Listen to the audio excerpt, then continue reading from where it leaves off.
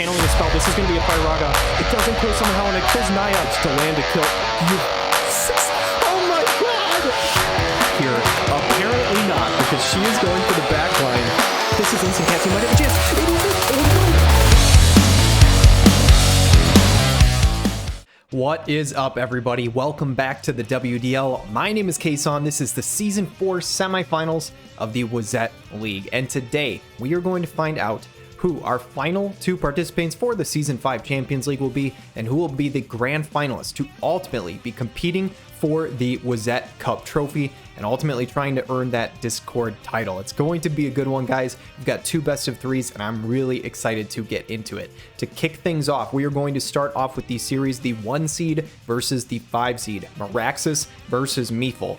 Honestly, I expect this series to be really, really good. Maraxus, I believe, won this head-to-head during the regular season, but Methel's Lightning, not just the team name, but the unit, has been on an absolute rampage the second half of the season. Methel has figured out something with that unit that she is just absolutely blowing through teams.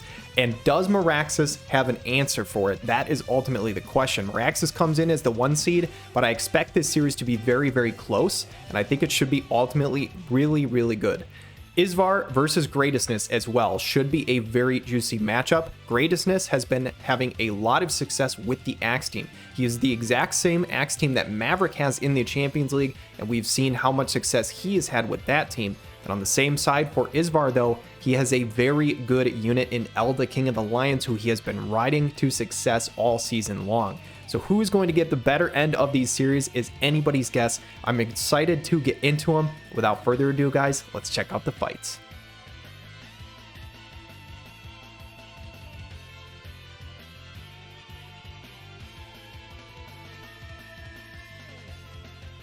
Kicking off the Wezette League semifinals, this should be a fantastic series. We have Maraxus, coach of the Bento Box Bullies, versus the Lightning Warriors, staying true to the namesake with Lightning from FF13 on the other side.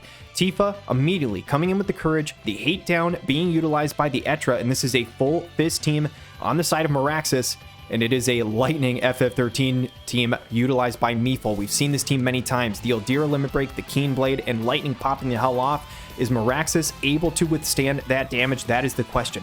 The Blessing of the Truth coming out from the Edward Elric. Eldira's Theorem is going to happen right here, right now. And we'll have to see how this happens here. With the map, sometimes on this map, it can take a little while for the fight really to kick off. I think this does help out Maraxus a little bit, as this Keenblade strategy with the Eldira Limit Break can be really, really oppressive on short maps because it doesn't allow your team to buff. However, one thing I will call out, Maraxus making his team very, very fast allowed him to get a full buff rotation off before this is happening. The Ready to Pursue 2 is happening for the Lightning, and you're going to see she's going to get to go again a third time here. As the Taunting Blade coming out from the Ravies, that is 1 damage onto the Edward. I don't know if that's 100 slash resistance. There's no way he has 100 AoE resistance, I don't think. That is wild. Gets dodged by the Etra. And now, here's the problem for Methel. Lightning, it looks like, is stuck in the back on a little bit of a buff rotation issue. And it looks like the Unparalleled Strength coming out from the Tifa. She's going to hop up onto the top here. Arm Break from the Etra is going to kick this fight off for real this time with 2100 damage. The Full Metal Rage from the Edward should deal a decent amount of damage, and this fight is interesting here, as that is not a lot of damage onto the Ravi. She's doing a fantastic job of tanking. So even though I think that Methel wants to get Lightning forward very quickly, this Ravies is putting in work. With the Blood Sword, it looks like a little bit of HP draining. If she takes away enough AP from the enemy team, this Lightning might be able to carry anyway. We'll have to see. She goes with the target, so she has increased range on her attacks. She's got increased defense piercing. Can Tifa start to whittle down this tank? Omni Strike 3300 is a decent start. Etra needs to follow up with this strike chain here. 34 AP, she goes for the arm break instead, and I wonder if this is intentional by Maraxus. I wonder if that's more damage than it would have been. The Twisting Shield Breaker comes through, but the disable onto Ravies could actually be pretty huge. I am really curious to see if Maraxus has all other skills turned off to make sure to try and go for the disable. I don't know if it's intentional or not, but Life Siphon 2 for 6,200 with the Pursuit, almost 5k.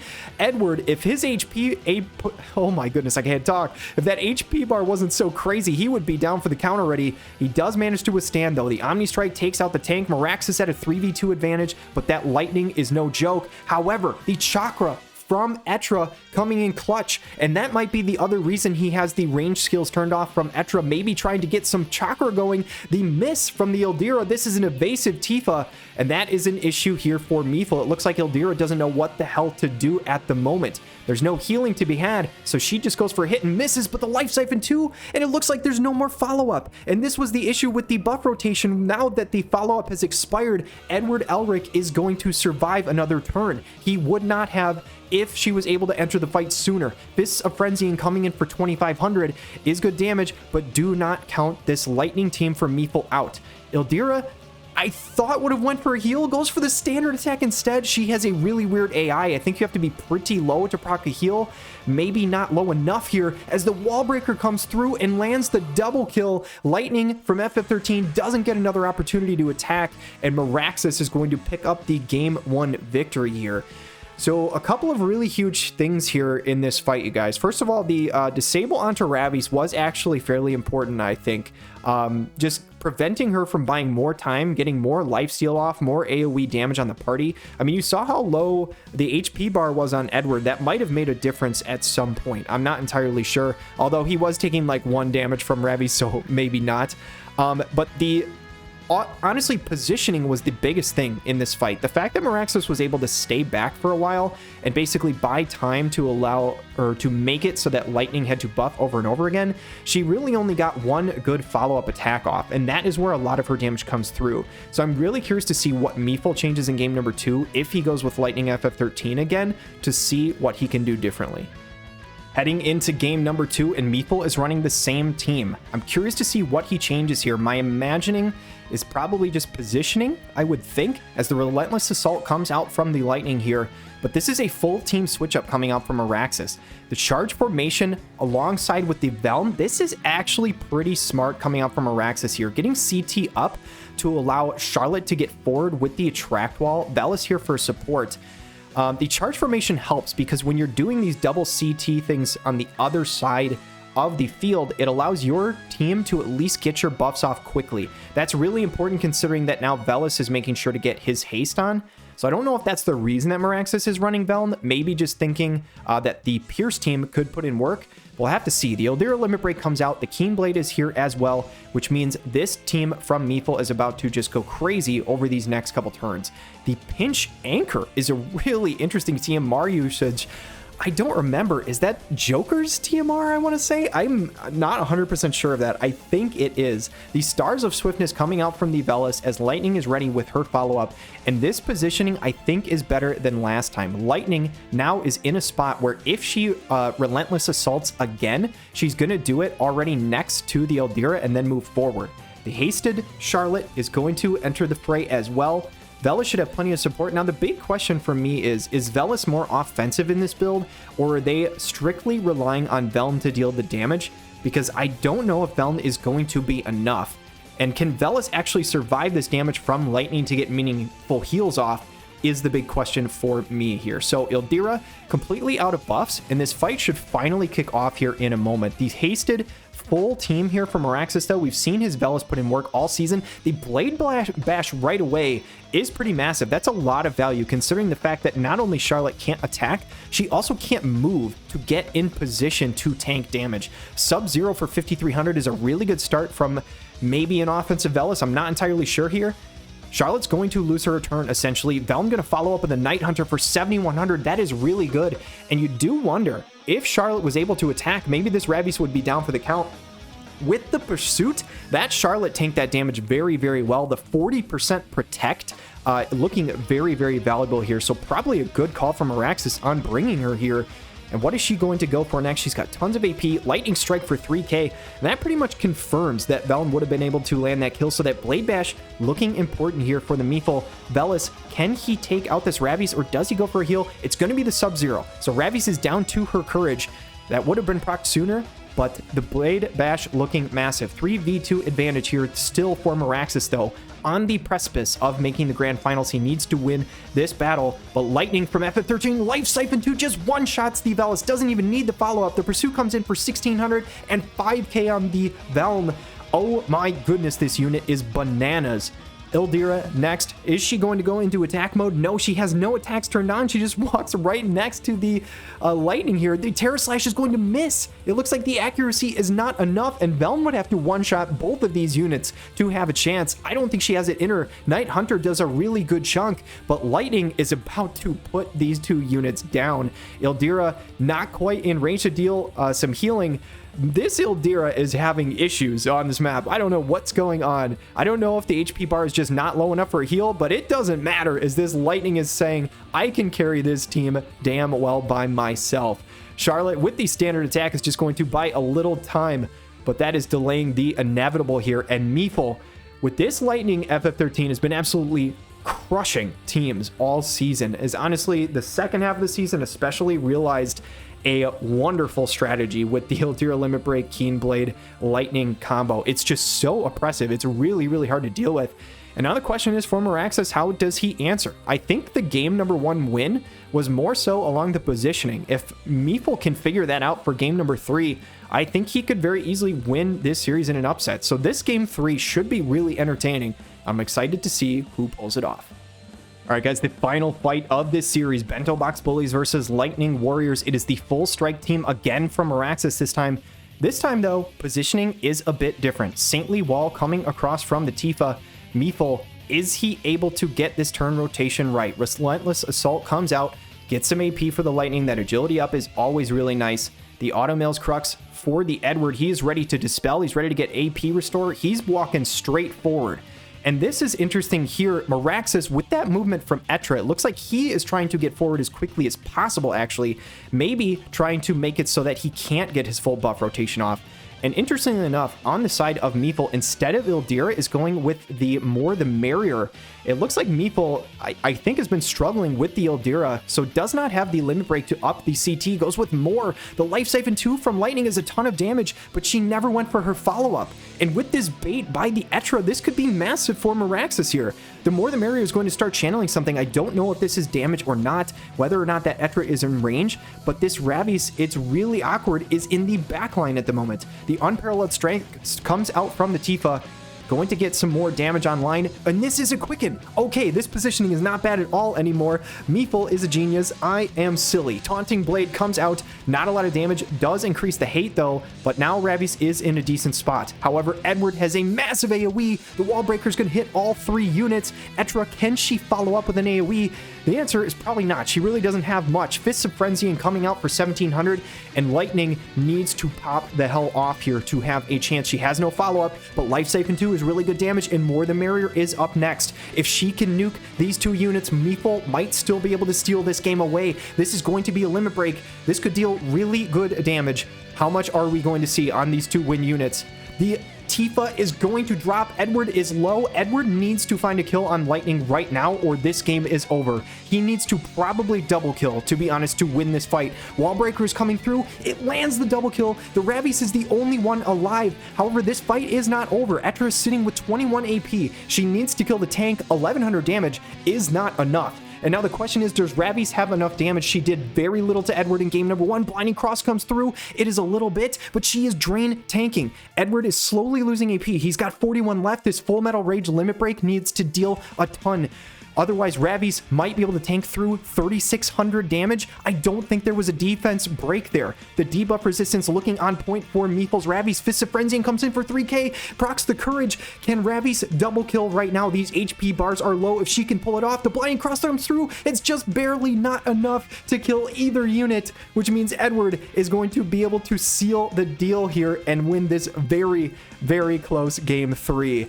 Honestly, banger of a series. Hats off to both of these players here. Methel and Maraxus just absolutely crushing it. Obviously, congratulations to Maraxus and Bento Box Bullies for pulling this off.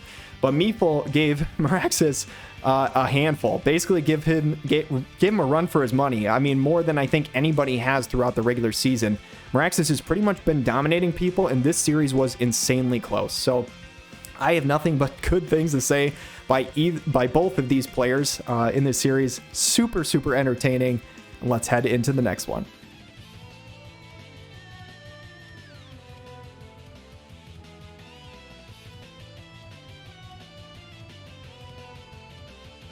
Next up, we are going to find out who will be facing off against Maraxus for the Wezette Cup trophy. It is none other than Isvar and Greatness facing off against each other. Two phenomenal players head-to-head. We've got the double Elda team coming out from Isvar. I expect nothing less. This is his favorite unit. We'll see if he can pull stuff off here. The Keenblade coming out right away, set the pace as well to try and dispel haste. I love it. From the side of Greatness, something else I love, a bunch of friggin' axe units. We've got Halloween Lucio, Grifford, and the Cyrell, and we'll see if they can put in the work. The massive physical health shield is nice. However, if anybody is going to counter it, it is going to be Elda on the other side, who has a very nice AoE barrier break. Cyrell is here to increase the damage mitigation, though, with the pierce resistance on both units, and the oceanic protection from Grifford tells me that he has his physical barrier turned off in order to try and increase the elemental resistance. I actually think this is a good call by Greatness because of how easily Elda, King of the Lions, can break barriers. The limit break is used by the OG Elda, the haste TMR used by the new Elda, excuse me. And here comes Lucio. Is he ready to deal damage? He sure as hell is. King of the Dead is going to come out, going to get that limit break, going to get that haste, which means that set the pace, that TMR that Isvar used is going to be huge. That barrier and all of that tank resistance, good God. OG Elda has become a phenomenal tank. He used to be terrible, but he is so damn good now. He soaked that damage better than almost anybody I've ever seen. Ashen Seal coming out from the Cyrell, shifting smash from the Grifford. I love the tech to try and mitigate how much AP is on the other side, but this OG Elda is tanking damage insanely well. The limit break coming out from the new Elda, though, only 1400. What is Greatness feeding this Grifford? Good God. Halloween Lucio, I thought was going to go next, but it looks like it is the OG Elda. The Earth and Glory is going to miss, though. This is not a guaranteed hit, which means Lucio's got his dancing shoes on. With 49 AP, he is ready to go. Dispel Slam for 2300 damage, and the tank damage mitigation, I guess I should say, from both sides is looking phenomenal so far, but do they have the magic resistance? Firaga's going to hit for 3,300. This Grifford doing a damn good job, and nobody can hit the Halloween Lucio except for this Elda, who is now popping off. Grifford's HP bar is low. Halloween Lucio needs to get some work done, and it looks like there's no more hate on the Elda. The Sleeper Suite comes in. I don't think the sleep landed on Elda, though. The Mish is going to go to sleep forever. The Twisting Dissipator from Cyrell actually does a ton of damage as they're finally able to whittle through this old Elda here. The Dual Judgment coming through is going to be on the new Elda, and it looks like they are torn as to who to go for. The Earth and Glory is going to hit again, except on Lucio. He's going to dodge it, and Elda might be able to take him down. The Lion's Reign is going to make Isvar reign for one game here, unless Cyrell has something to say about it. Twisting Dissipator is going to remove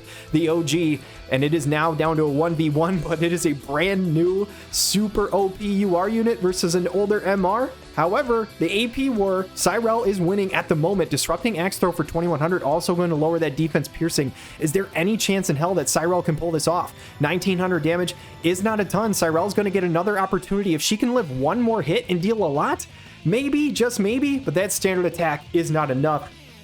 I think Elda's going to be able to pull this off with a Lion's Reign. She is going to be down for the count, and that is a game one victory for Isvar and Elda's Angels. Honestly, a great game one to start off with here. I think the damage mitigation was done really, really well by both sides. The Grifford on the side of Greatness was taking practically nothing. Took almost nothing from that limit break from the new Elda, which is just really, really impressive. The old Elda was soaking up every single hit that Greatness could throw at him. So very, very well done by both sides. I will say, on paper, this feels like a bit of a tough matchup for Greatness, so I'm curious to see how he can swing it. This was actually a very close fight, but the fact that the new Elda's most utilized attack is a barrier break is really crippling for this Axe team. It's something they struggle with. So what does Greatness have to adjust and somehow get through? Is he going to pump even more evasion into this team, or is there some completely different tactic that he can go with? That is what we are going to find out in game number 2.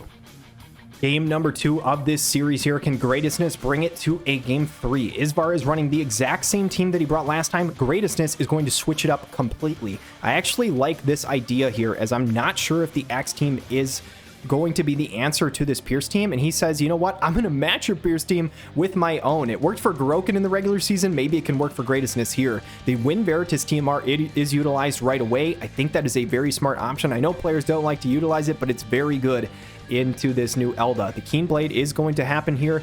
And what does the Alum have in store? Just kidding. The Keen Blade is going to get Mish to move first.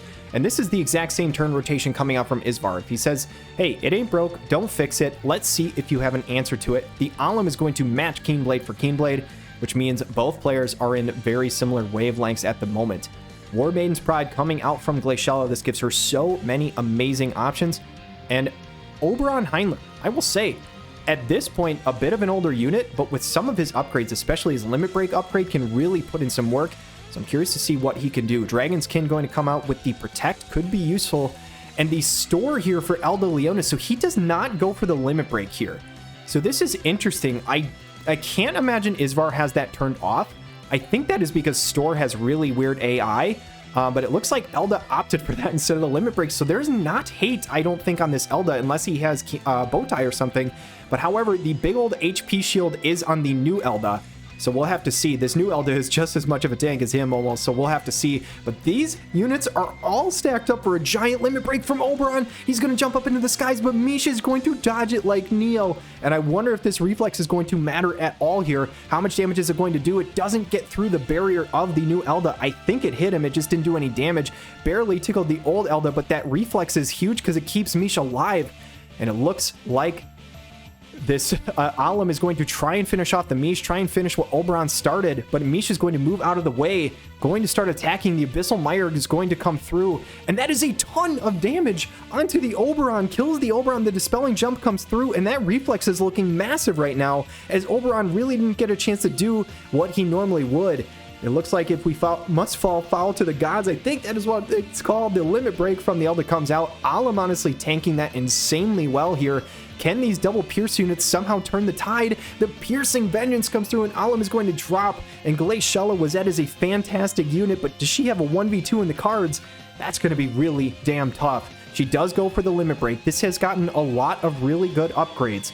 This skill is insanely good. 9,700 damage. That is the most physical damage I've ever seen anyone do to Isvar's Elda. That is amazing, actually. And she soaks that damage from this new Elda insanely well. Does she actually have the tools to pull this off? She might. Void Piercer coming out for 2,200 damage. Glaciella making this a fight somehow. What can she get done on this next turn? Stunning Thrust is going to come out. The old Elda is down for the count. However, she has not broken through this barrier yet on the new Elda. AP Break Lance is crippling. She does still have plenty of AP, though. That is not the issue. The issue is her HP, which she does not have plenty of. Javelin Claw does not break through that barrier, and this Isvar's Elda is looking to try and close out this series. The standard attack is not enough. Glaciella would have to lap and deal a ton of damage in the next two attacks. Javelin Claw finally gets through that barrier, but this Elda is too strong. The standard attack going to poke her right through the chest, and Isvar and Elda's Angels, staying true to the namesake, claim a spot in the grand finals of the Wezette League here. Honestly, just really, really impressive. I love the fact that he has used his favorite unit and even two versions of his favorite unit throughout the season. It's been really, really cool to watch. On the side of Greatness, awesome dude, awesome player, YouTube member, just nothing but good things to say about this guy. I really appreciated watching all of his fights throughout the season. He did pretty well last season for his rookie season. I think he was about 500 in terms of his record, I think. But he made a massive improvement this season and really put in some work. You can tell he improved a lot at the game, and that is just really, really awesome to see over time. So massive shout out to both of these players, and a huge congrats to Isvar, who is now going to be in the grand finals of the Wezette Cup against Maraxus. All right, guys, we know who the final two players in the Wezette League finals are. It is the Bento Box Bullies versus Elda's Angels, Maraxus versus Isvar. If you guessed halfway through the season which two teams would be here, you probably would have guessed these two teams, to be honest, as they've been doing well all season long, but they managed to squeak by, they managed to get through and make it into the grand finals. Obviously, Isvar getting the 2-0 series win was very, very impressive over a great player like Greatness. Massive shout out to Greatness and Elite for a very, very well done season. Making it to the top 4 of this league is really impressive. That's a lot of improvement from last season, so massive shout out to him. And for Methel, taking Maraxus to the brink on a 3-game series is impressive as hell. Honestly, if Maraxus wasn't able to get out ahead of that Lightning so she couldn't get that follow-up attack going, I don't know that he would have won that series. So that was incredibly well done by both players as well. So these top 4 participants, and honestly even the top 6 participants, just so well done all season. But ultimately, I think we have the appropriate 2 players in the grand finals, and I think the series should be really, really entertaining. I don't know if it's going to be a best of 3 or best of 5. I'm leaving that up to the players, but ultimately it should be awesome to see, guys. So thank you guys so much for watching this, and until next time, until the grand finals, have a wonderful day.